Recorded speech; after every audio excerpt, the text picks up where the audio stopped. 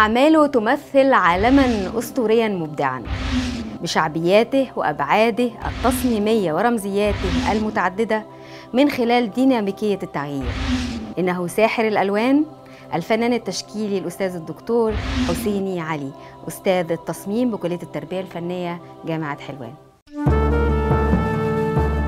ولد حسيني علي محمد في يوم 6 مارس عام 1948 بقرية إكوا مركز ديار بنجم بمحافظة الشرقية.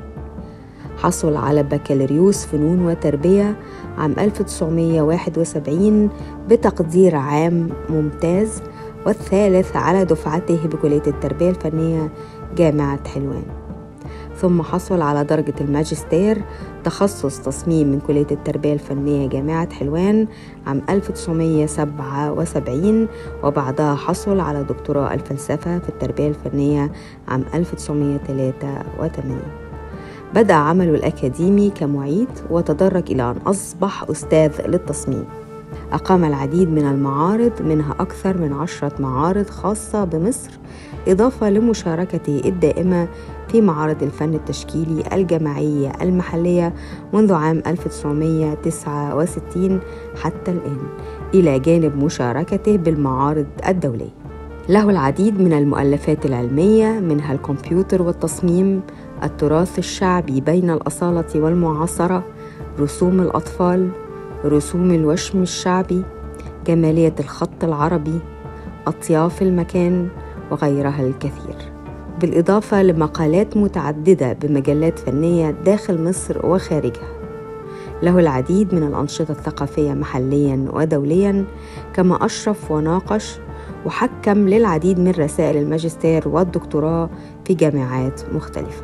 له العديد من المقتنيات لدى الجهات الرسمية داخل مصر وخارجها، منها متحف الفن الحديث، متحف طه حسين، قاعة المؤتمرات الدولية بمدينة نصر، وزارة التربية والتعليم بالرياض، مديرية الثقافة العسكرية بوزارة الدفاع بأبو ظبي بالإمارات العربية المتحدة، وغيرها الكثير. حصل على العديد من الجوائز والتكريمات، منها درع الفنون التشكيلية بدبي، جائزة تقديرية ودرع بنالي بالشارقة، وغيرها الكثير. إنه الفنان التشكيلي العالمي ساحر الألوان الأستاذ الدكتور حسيني علي، أستاذ التصميم المتفرغ بكلية التربية الفنية جامعة حلوان.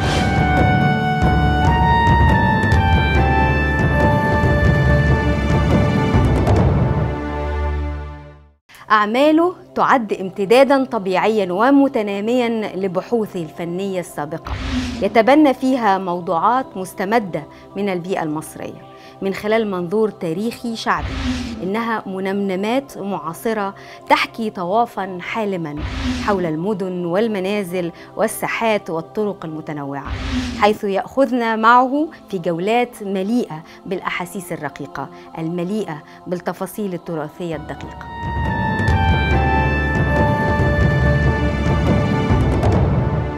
حضرتك قلت قبل كده انك بتسيب الامر لخيال المتلقي، ان هو في موتيفات معينه او في اشكال معينه بتسيبه يحلم بخياله ويتخيل اللي هو عايزه. فقول لنا ده في لوحات ايه اللي حضرتك حسيت انك انت ساب البصمه دي قوي؟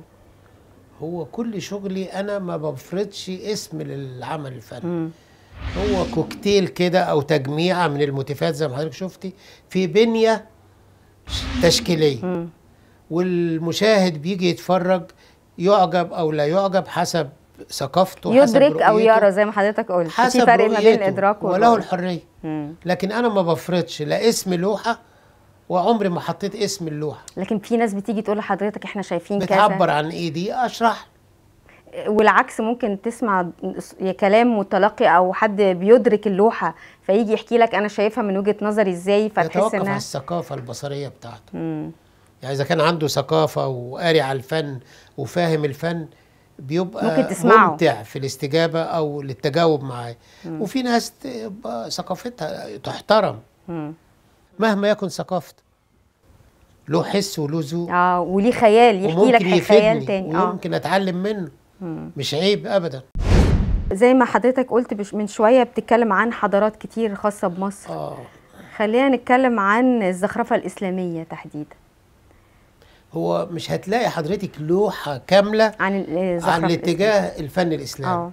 أنا واخد من الحضارات كلها، وممكن تلاقي في تأثيرات قبطية وفي تأثيرات إسلامية وفي تأثيرات شعبية، ودي لها الغلبة تبقى متسيدة الشعب. لكن في ركن معين كده تحسي حضرتك إن في هنا رمز إسلامي أو قبطي أو يعني، لأن الحضارات دي كلها متداخلة. منبع للفنان، لازم يستفاد بكلها.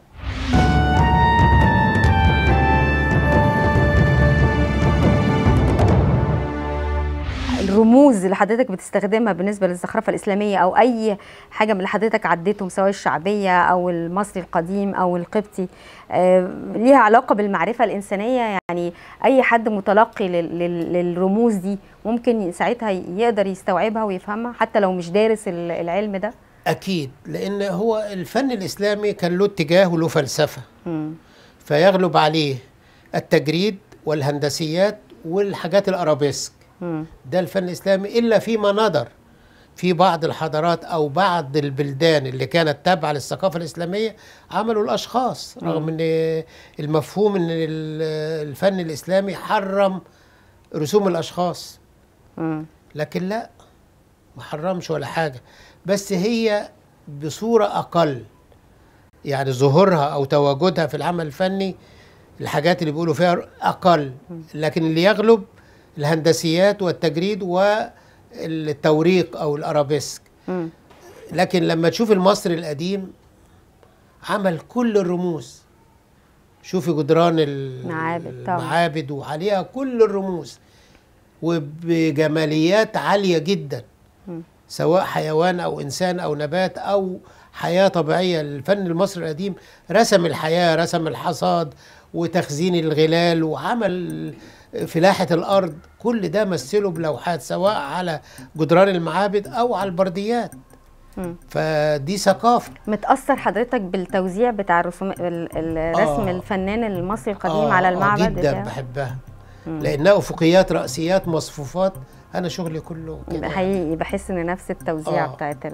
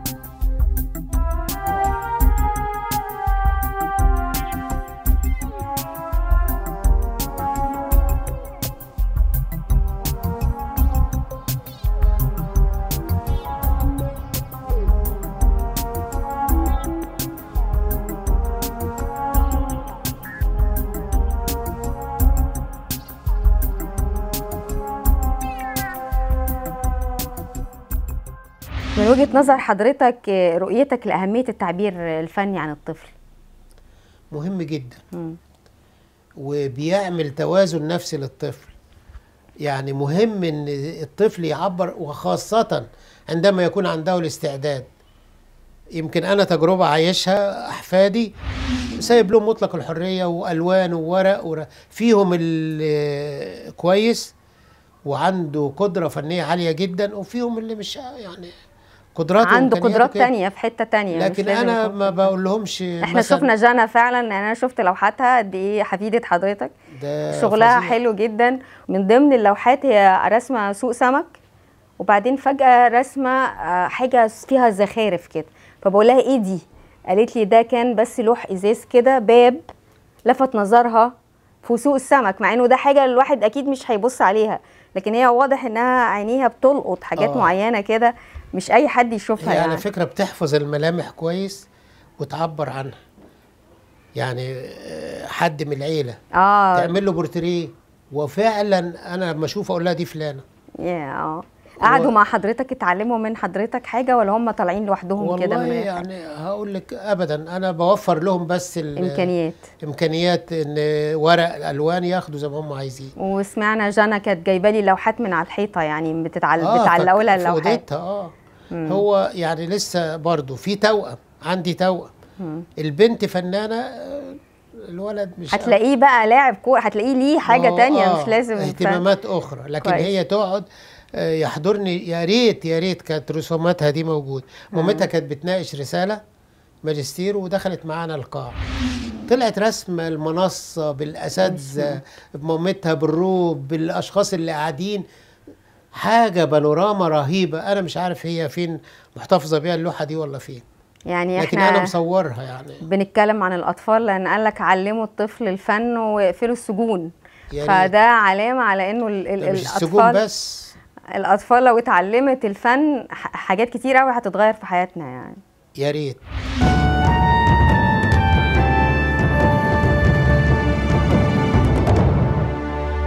الفن ضرورة إنسانية وتربوية، تحت هذا العنوان ماذا كتبت؟ دي مقالة كنت كتبتها في مجلة القافلة. يعني العنوان ده ما اعرفش حضرتك جبتيه منين. احنا معانا بقى اعداد جامد جدا. السي في الفن ضرورة تربوية وإنسانية. دي مجلة بتعملها أرامكو، مش دعاية ليها ولا حاجة بس هي بتشجع الفن قوي. فأنا ناشر فيها بتاع 9 مقالات كلهم على إطار الفن، سواء حضاري أو فن طفل أو ظاهرة الجمال عند الإنسان. أنا فاكر بس هي الجملة نفسها الفن الضرورة إنسانية وتربوية بتأكد الكلمة اللي احنا لسه بنقولها، إنه علموا أولادكم الفن وأي حاجة وحشة مش هتحصل. لا، فهو فعلا ضرورة إنسانية وتربوية. زي ما حضرتك قلت، يعني حضرتك قلت إن أساتذتك يعني ربوكم من خلال الفن، إنه يقول لك نظم ورقك، امشوا في طابور. دي تربية. الفن نظام.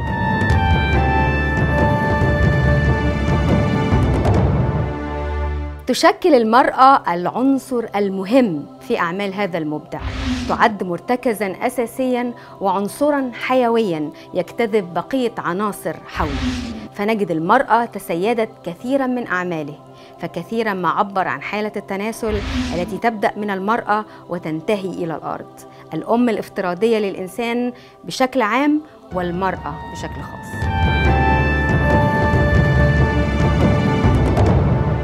الفنان التشكيلي الأستاذ الدكتور حسيني علي، المرأة ليها مكانة الأم الافتراضية للإنسان بشكل عام والمرأة بشكل خاص.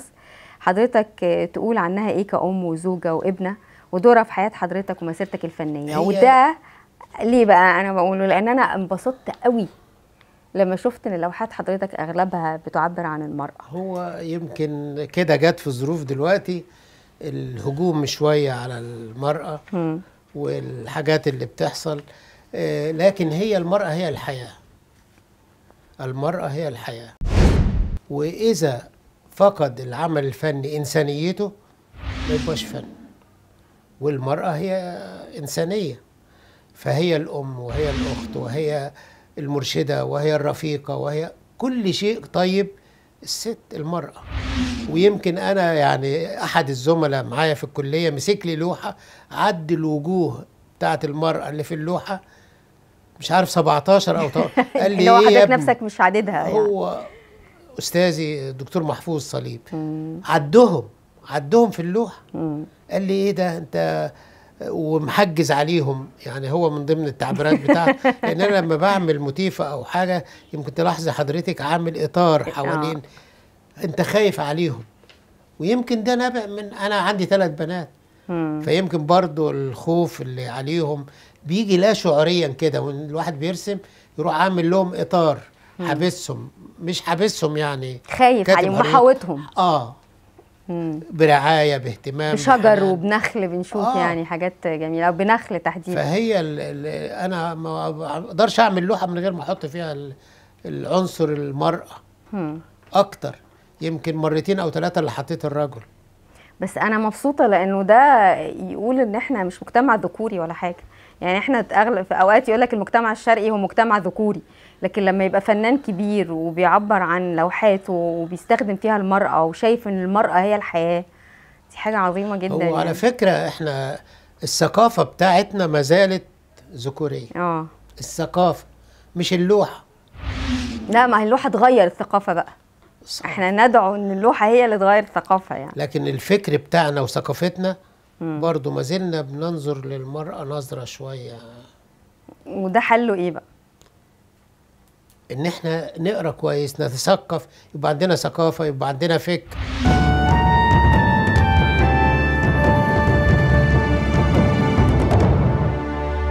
حضرتك عبرت عن المرأة في لوحاتك باعتبارها تمثل الجزء الأكبر من أعمال حضرتك. يعني اتكلمنا في ده بشكل كويس جدا، بس خلينا نتكلم عن وجود الرجل برضو في اللوحات. يعني وجوده عامل ازاي؟ ولما حضرتك بتحط الرجل بتبقى عايز تقول ايه؟ بالعكس. انا فاكر اللوحه اللي حطيت فيها الرجل. فاكرها؟ وشنب. فاكرها هي، وجنبي واحده ست وشنب وكده. ودي جنبي واحده ست برضه، يعني مش هياخدها لوحده اللوحه. وهي يعني دي خدها احد الزملاء في لندن وقال لي انا واخدها عشان الشنب ده. طب ليه كنت ساعتها عايز تقول ايه في اللوحه دي؟ ابدا عادي يعني. ما هو في رؤيتنا دايما الست كانت تمشي في القريه لازم يمشي معاها راجل وبشنب يعني. وشنب اللي هو يقف عليه الصقر ده. لا ده كان زمان. طيب حضرتك شايف كمان المرأة زمان ودلوقتي، لو قلنا الاختلاف أحسن ولا أسوأ؟ في الفكر للأسف أسوأ. أسوأ. رغم نسبة أمهاتنا زمان كانت عاملين. شفت حضرتك، أنا هقول النقطة دي. يعني أنا أذكر أمهاتنا ما كانوش على مستوى من الثقافة زي دلوقتي، لكن الفكر بتاعهم كان ناضج جدا. أنا أذكر موقف واحد لوالدتي. أختي جت غضبانة ما اتكلمتش معاها، كنا في الشتاء والقرية ضلمة وبتاع، قالت لي قوم نودي أختك. رحنا على ترجعوها بيتها؟ بنتك اهي، احنا ما عندناش بنات يغضبوا. ده كلمة والدتي. النهارده الثقافة اختلف. انت بيكبروا دماغ البنت ويكبروا المشكلة، لكن الناس اللي فكرهم ناضج، الحكمة بتوع زمان، قالت لها ارجعي بيتك، احنا ما عندناش بنت تغضب. ورحنا وصلناها، كانوا الناس شالوها على راسهم اللي هم. ما هو ده اللي بنقوله بقى. اكيد جوزها كان راجل كمان محترم جدا، اللي بيها هم واثقين فيه انه مش هيأذي بنتهم. بقول لحضرتك الثقافة الريفية الأصيلة.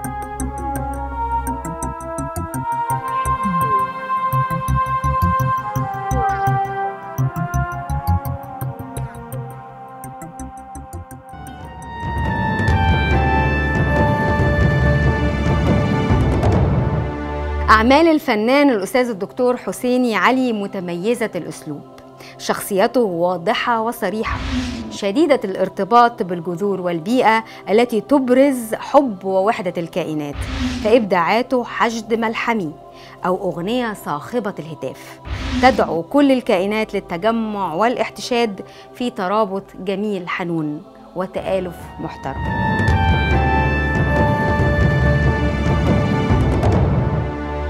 الفنان التشكيلي الأستاذ الدكتور حسيني علي، عايزين وقفة كده مع أهم المعارض الجماعية الدولية اللي حضرتك شاركت فيه.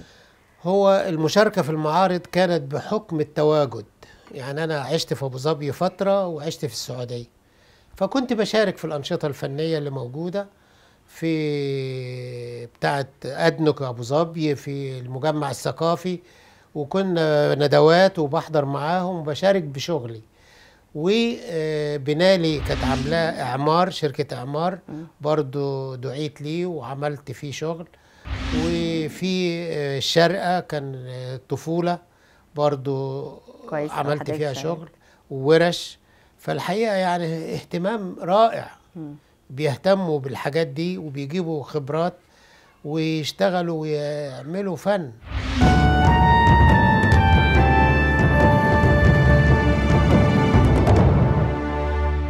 الواحد لما يسافر بره وياخد معاه الشخصية المصرية بتفرق كتير. يعني لما تبقى حضرتك التيمة بتاعتك الأساسية الحضارة المصرية والفلاحين والرسم الشعبي بتاعنا. على فكرة يعني من غير قطع كلام حضرتك، الطعم بتاع الفن المصري مطلوب جدا. أنا هذكر واقعة حصلت معايا في لندن، يعني تعارف مع واحدة هناك شافت شغلي بالصدفة كده، كانت بتاخده وعاملة ندوة ثقافية في البيت بتاعها في ريف لندن، وكانوا لوردات وناس يعني نوبلز يعني يتهافتوا ياخدوا الشغل، رغم ان انا كنت بعمله حاجات سريعة بفلوماسترات حتت صغيرة ياخدوها. ليه؟ ايه اللي كان لافت نظرهم؟ الشخصية المصرية بتاع الفن المصري، وخاصة عندما يكون العمل اللي أنا بعمله مرتبط بالحضارة المصرية أو بالثقافة المصرية أو بالبيئة المصرية، بيحبوها جدا. أنا مش عارف دي غفلة عننا ليه؟ غفلة عننا. احنا ما عندناش سياسة تسويق فن، مفيش. ودي محتاجة ايه؟ يعني سياسة تسويق الفن، اعتقد الفنان نفسه ما بيعرفش يسوق لنفسه، لكن في حاجة اسمها علم تسويق فن. ده فيه التسويق ده علم له اصول طبعا، وبالذات الفن تحديدا، لانه ده عايز نوع من المساواة. دي رسالة بتاعت وزارة الثقافة المفروض صعبة جدا تعمل.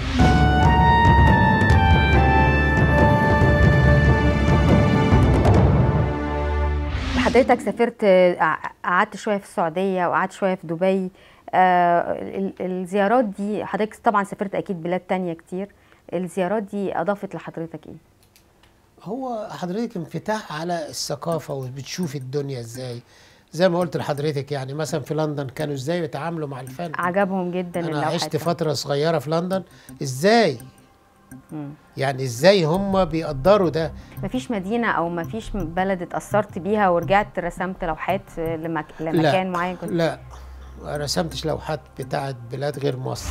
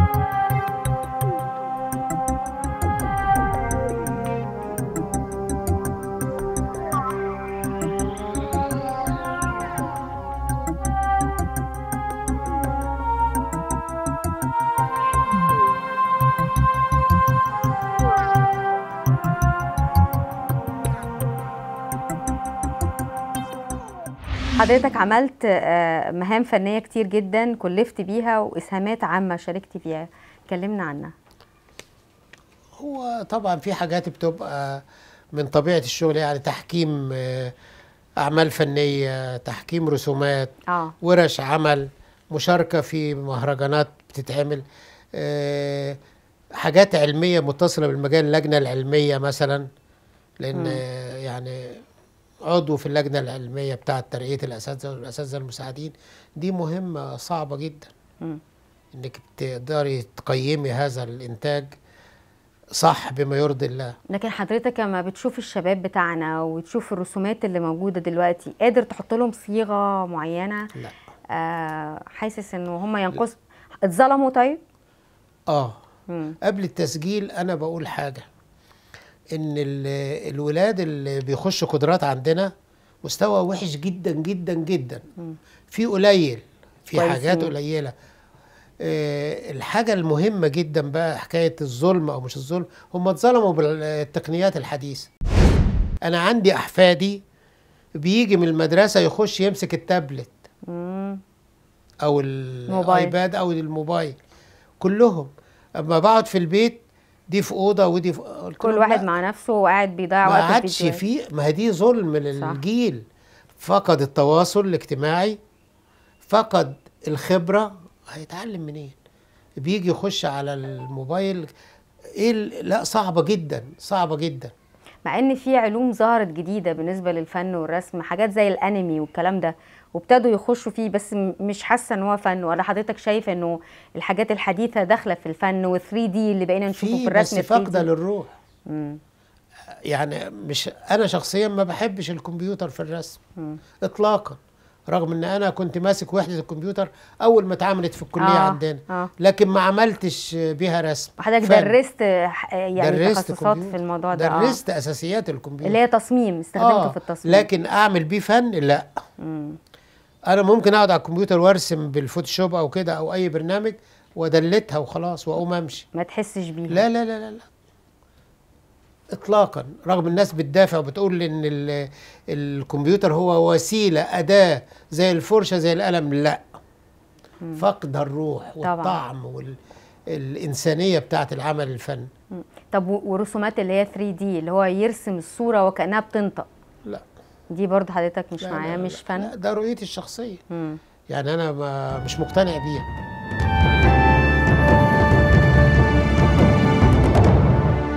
أشار الأستاذ الدكتور حسيني علي إلى أنه في حياة كل إنسان ذكريات، بعضها حلو وبعضها مر، فهناك ذكريات جميلة جمعتنا بأماكن وأشخاص أحببناهم، تركوا في حياتنا بصمة لا تنسى ولا تمحى. في حياة كل منا مواقف لا ينساها كانت سبباً عظيماً في تشكيل حياته، وصناعة الذكريات فن لا يجيده إلا القليل، وتبقى آثار الذكريات في قلوبنا وعقولنا على مدى أيامنا.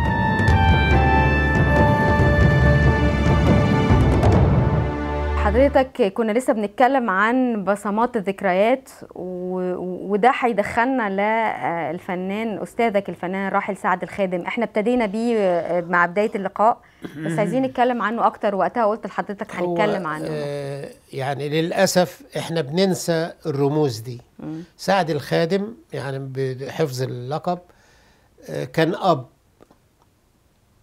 وإنسان، هو ما كانش عنده أولاد، وأنا في بكالوريوس كان بيدرس لي، كان يتعامل معانا وبمعاملة أبوية، يعني يجيب لنا الألوان. تخيل لما يروح إيطاليا وراجع في الصيف يجيب معاه، كانت ألوان الأكريليك دي أول مرة تطلع يجيبها لينا عشان نرسم بيها. الحاجة التانية إن ثقافته كانت عالية جدا، وكان بيحاول يزرع فينا البحث عن المعلومة، البحث عن التراث. يعني يلفت نظري يقول لي تعالى، كان له طريقة كده في الكلام، انت عندكم في البلد مش في طاسة الخضة؟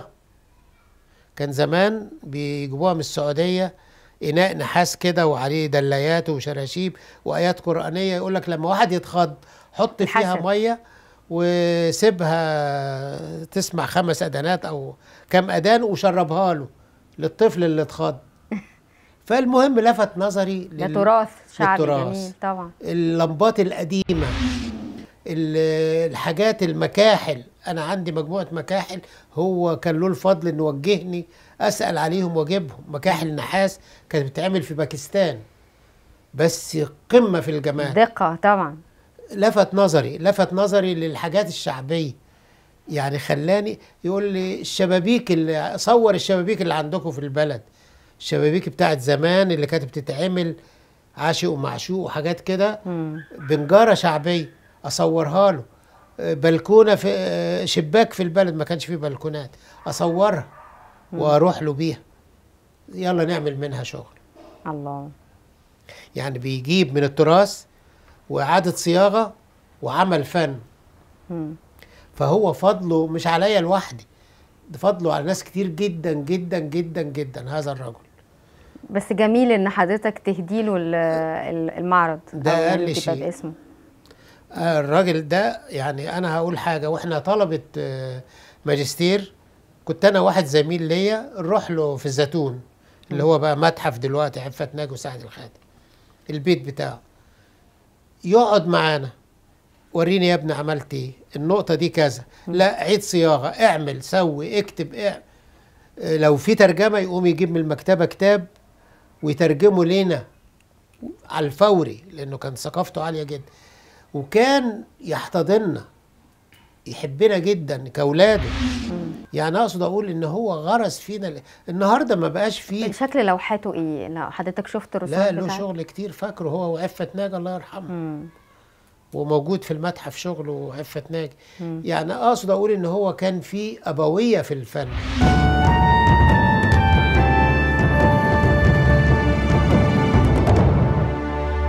حضرتك كتب دكتور خالد سرور ودكتور محمد إسحاق عن لوحات معرض سعد الخادم، كتبوا ايه؟ كتبوا ايه؟ ده بيجاملوني. هو خالد سرور يعني تلميذي. يعني ليه بيجاملوك ليه؟ انا اللي بقول كلمة يعني حق اكيد. محمد إسحاق الحقيقة يعني بيكتب بموضوعية حلوة جدا. شرف ليا ان هو يكتب، لأنه هو أخ فاضل،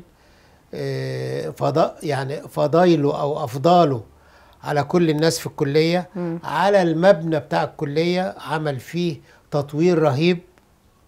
يعني الكلية ككيان معماري عمل فيها جهد رهيب، وما كانش بيقعد على مكتبه طول النهار في الكلية على رجليه، بيتابع كل حاجة.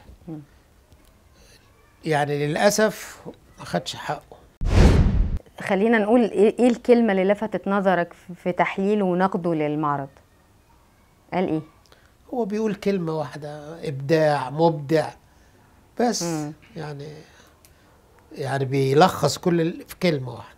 لا هو كاتب لي كتابة أنا عارفة كتير. إنه كاتب كلام رائع، كاتب كتير يعني تحليلات كتير، بس يعني هو بيقدر العمل ومتواضع يعني جدا. يعني أنا بحبه جدا.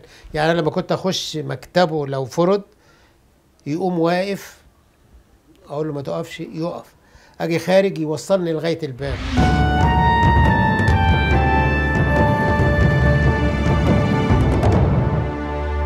لو اديتنا كده اديتنا روشتة ازاي الاجيال اللي جايه نشتغل عليها؟ ان الاستاذ الكبير يحتضن هذه الاجيال من اول مدرسه ويجيبها. من اول المدرسه؟ لا انا بتكلم على الكليه. لا انا بتكلم على المدرسه. ازاي نطلع شباب فنان وبيحب الفن ومتذوق للفن؟ ارجع المجالات الفنيه كما كان، وميزانيه. يعني زمان كان للتربيه الفنيه ميزانيه في المدرسه، يشتروا الوان، يشتروا ورق، يشتروا مش عارف ايه. النهارده ما فيش. لو رجع تاني ممكن نطلع اجيال كويسه ويبعدوا شويه عن الموبايل والامكانيات الحديثه. نسحب الموبايلات. نقدر. هل هناك في حياتك مواقف كبيره وذكريات صنعت منك فنانا عظيما؟ استغفر الله العظيم، ابدا ولا فنان عظيم ولا احنا اللي بنقول. انا فنان مجتهد، بحب الفن وما فقدت الصلة بيه، رغم ان ما عادش متطلبات وظيفية. يعني كشغل فن كان للترقية. في ناس بتاخد الفن للوصول الى الترقية، لا انا بعشقه كحياة. يعني انا قاعد جنب سريري في الأوضة بتاعتي، لو دخلت حضرتك على فجأة هتلاقي لوحة محطوطة بتشتغل عليها اليومين دول؟ وانا قاعد كده يعني تلقائيا بحب ده، ما اقدرش ما ارسمش يعني. مين الفنانين اللي على مستوى العالم حضرتك بتحب لوحاتهم ورسوماتهم، او على مستوى مصر؟ لا احنا عندنا كتير جدا الفنانين الكبار، كتير جدا جدا فنانين يحترموا، واذا ذكرت حد هنسى التاني. لا خلينا نتكلم على العالميه. مين فنان عالمي لما بتبص في لوحاته بتحس انه بتتاثر بيها او يعني بتعجبك؟ عندك السجيني، جمال السجيني. في مصر ده حاجه. عندك اللهم صل على سيدنا محمد. ناس كتير الحقيقه، بس انا مش عايز بقول لك الذاكره مش هتجيبني تسعفني. يعني انا شايفه حفيده حضرتك عامله لوحه لفان جوخ، احنا بنتكلم على العالميه. انا اول مره اشوفها اللوحه دي. يعني مانيش موجهها ولا متأثر، هي لوحدها اتأثرت بألوانه وتوزيعات الألوان، لأن هو ليه كذا مرحلة في حياته فان جوخ، فمتأثرة هي بمرحلة هي عشان عندها قدرة بتلقط الملامح وتحتفظ بيها، ودي ميزة من عند ربنا، وترجع تترجمها. يعني عاملة خالتها وابن خالتها دي امبارح، أنا فوجئت بيها امبارح. هي وريتهاني فعلا رسمة بورتريه، يعني عايزة بمناسبة عيد ميلاده أكنها دراسة، عايزة حد تكون درس تشريح يعني عشان ترسم بالجمال ده. هي كده ما شاء الله.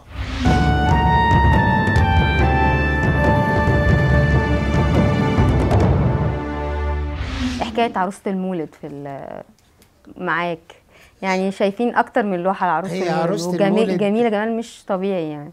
موتيفه شعبيه طبعا، اتعملت بالحلاوه، وكانت بتتزخرف بالورق الملون الفوسفوري الكروشيه، ويتحط لها حاجات وزخارف بالاحمر على الحلاوه، زخارف لونها فاقع قوي كده، اصفر واحمر فوشيا. والمروحه بتاعتها دي كان بيعملها واحد تلقائي فطري، فنان شعبي بتاع مصنع الحلويات، وتيجي في صناديق كده وتتباع في مناسبة مولد النبي. البنت تاخد العروسة والولد ياخد الحصان. طب رسمت الحصان؟ رسمت حصان؟ مع ان الحصان ده اظن على علم الشرقية. موجود على كعامل مساعد في لوحة العروسة. أنا سعيدة جدا بفكرة إنه يعني المرأة تكسب معاك. يعني حتى لا عروسة المولد تكسب، وهي فعلا عروسة المولد احلى. عروسة المولد لها برضو مردود يعني تأثير. انا يعني مش راسمها نابعة مني، طلبت مني. فانا رديت قلت انا بس ده اكتر من رسم عروسة المولد. ده حضرتك عندك اكتر من لوحة. عروسة المولد انا ما يعني مش هدوس على زرار هتطلع عروسة المولد. اللي طالبها مني قال لي اعملها بدون ذكر اسماء. عملتها اتجنن بيها خدها حقيقي. عملت يجي 9 لو عرايس مولد واتباعوا. عروس المولد تحديدا يعني. يعني لانها يعني هي موجوده على الفلاشه، اتاخدوا كلهم واتاخدوا يعني بره مصر. وراسم جنبها ديك بتاعنا الملون الحلو، وطير تاني مش عارفه الطير ده ايه. طيور. ده طيور كانت موجوده في الشرقيه جنب مع الفلاح، بس مش ممكن جمالها حلوه حلاوه يعني مش طبيعي. لا ده كلها تفاصيل قوي. ما انا شايفه مفيش مساحه فاضيه يعني، الفراغ مفيش في كل الشغل من اوله، سواء اللون يرجع لورا او يطلع لقدام. فكلها مشغوله شغل كانه تطريز.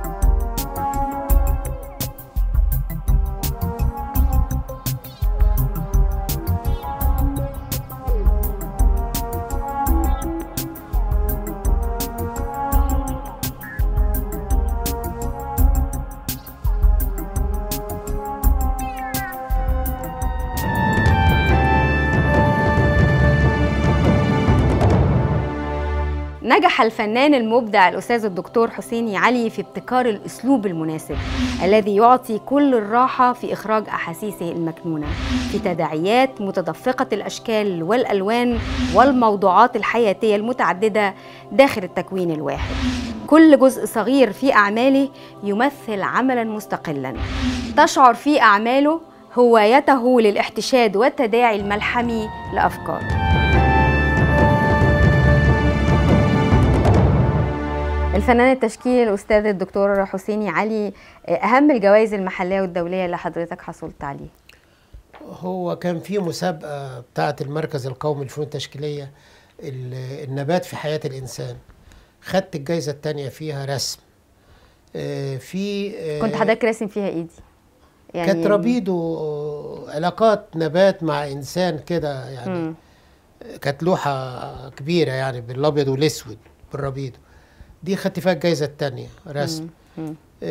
في بقى دروع، في شهادات تقدير من شركة إعمار، من أبو ظبي وزارة الدفاع لأن ليها مقتنيات، في السعودية في وزارة التربية والتعليم التربية ليها لوحات عندهم أخدوها مقتنيات. لكن في حاجات ما افتكرهاش كتير يعني. في أوزبكستان كان في برضو اشتركنا في معرض هناك.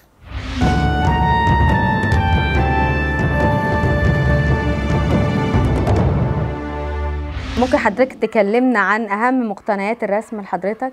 عندك العديد من الجهات محلية ودولية. هو في محلي وفي دولي.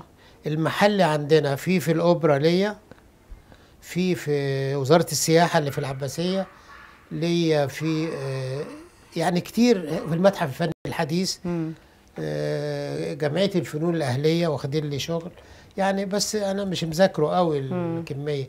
لكن بره في كتير جدا يعني زي ما قلت من شوية، التربية في السعودية، وزارة الدفاع في الإمارات واخدين لي شغل، أدنك واخدة شغل شركة البترول. يعني تقدير كبير. أنا شايفة إنه الناس كمان بتحب حضرتك ومقدرين فنك، لأنه أعتقد إن المقتنيات دي يعني ده تعبير عن تقدير فنان كبير. الله يخليك. ده حقيقي، دي مش مجاملة.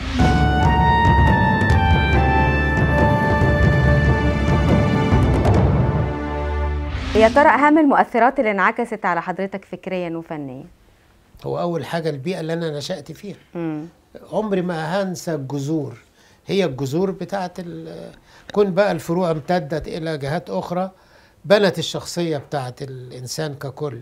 لكن الريف نمرة واحد بما فيه حي أو رموز أو تقاليد أو أي شيء، هو ده فعلا مكون رئيسي في شخصيتي واعتز بيه. منطقة تداخل بقى الثقافات بسيط، ما مسحش الجزء ده. صان الحجر وتل بسطة ما لمسوش حضرتك؟ يعني يمكن اقول لك الكرنك والمعابد بتاعت مصر القديمه احسن، والمقابر لما كنا بنطلع رحلات بتاعت الكليه كنت انزل المقابر وكل سنه اشوفها برؤيه تختلف.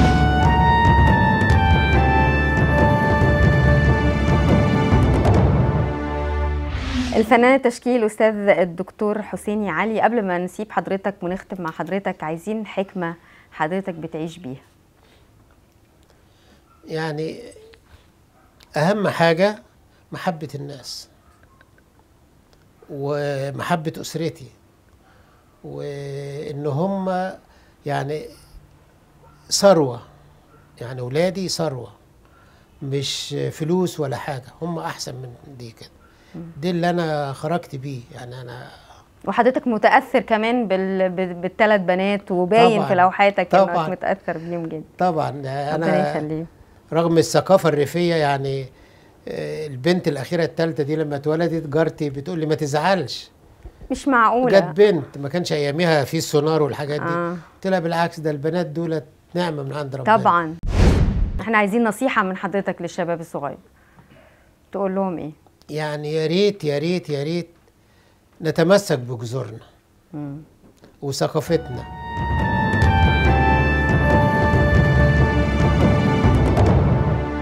إبداعاته تأخذنا إلى عالم من السعادة والبهجة بتداعياتها التي تعيد لنا حلم الطفولة. ووسط هذا الزخم الرائع هناك بعض من إبداعاته تفتح الطريق لتحقيق أعمال تجريدية ناجحة نابعة من وجداننا وجذورنا. إنه ساحر الألوان، الفنان التشكيلي الأستاذ الدكتور حسيني علي، أستاذ التصميم بكلية التربية الفنية جامعة حلوان.